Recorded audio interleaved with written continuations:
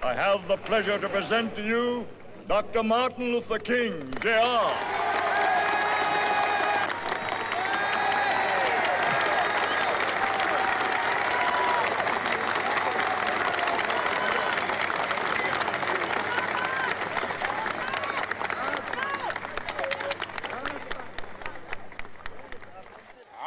Happy to join with you today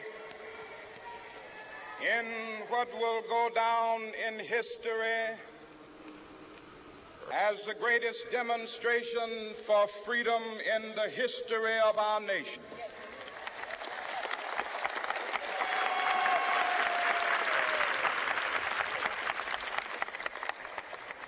"50 years ago,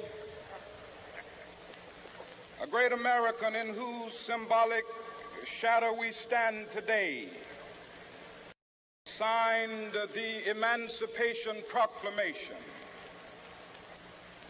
This momentous decree came as a great beacon light of hope to millions of Negro slaves who had been seared in the flames of withering injustice. It came as a joyous daybreak to end the long night of their captivity. But 100 years later, the Negro still is not free. 100 years later, the life of the Negro is still sadly crippled by the manacles of segregation and the chains of discrimination. 100 years later, the Negro lives on a lonely island of poverty in the midst of a vast ocean of material prosperity. This nation will rise up and live out the true meaning of its creed. We hold these truths to be self-evident, that all men are created equal.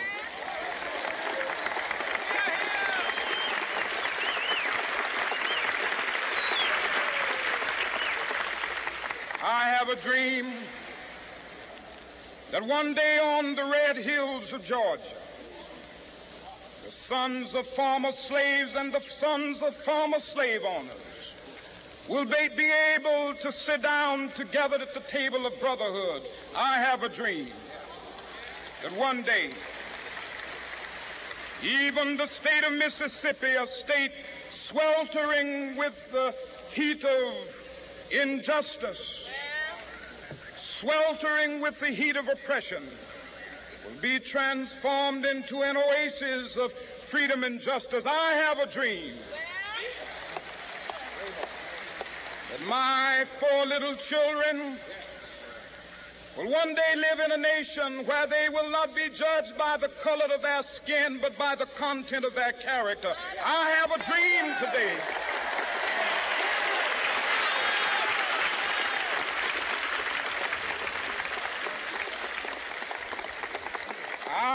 a dream that one day down in Alabama, with its vicious racists, with its governor having his lips dripping with the words of interposition and nullification, one day right there in Alabama, little black boys and black girls will be able to join hands with little white boys and white girls as sisters and brothers. I have a dream today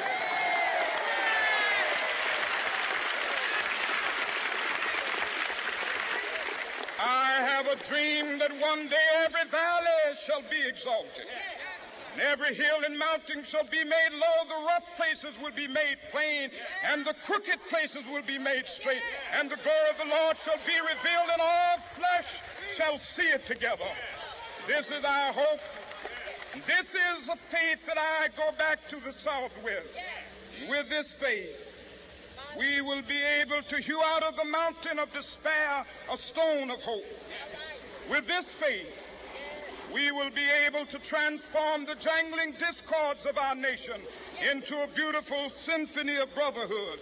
With this faith, We will be able to work together, to pray together, to struggle together, to go to jail together, to stand up for freedom together, knowing that we will be free one day. This will be the day. This will be the day when all of God's children will be able to sing with new meaning, "My country, tears of thee. Sweet land of liberty, of thee I sing. Land where my fathers died, land of the pilgrim's pride. From every mountainside, let freedom ring. And if America is to be a great nation, this must become true. And so let freedom ring. From the prodigious hilltops of New Hampshire, let freedom ring.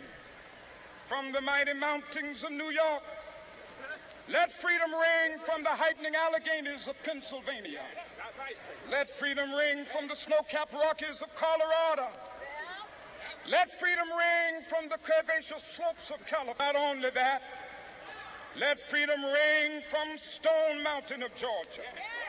Let freedom ring from Lookout Mountain of Tennessee.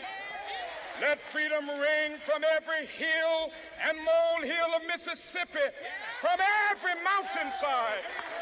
Let freedom ring, and when this happens, when we allow freedom ring, when we let it ring from every village and every hamlet, from every state and every city, we will be able to speed up that day when all of God's black men and white men, Jews and Gentiles, Protestants and Catholics, will be able to join hands and sing in the words of the old Negro spiritual. Free at last, free at last. Thank God Almighty, we are free at last.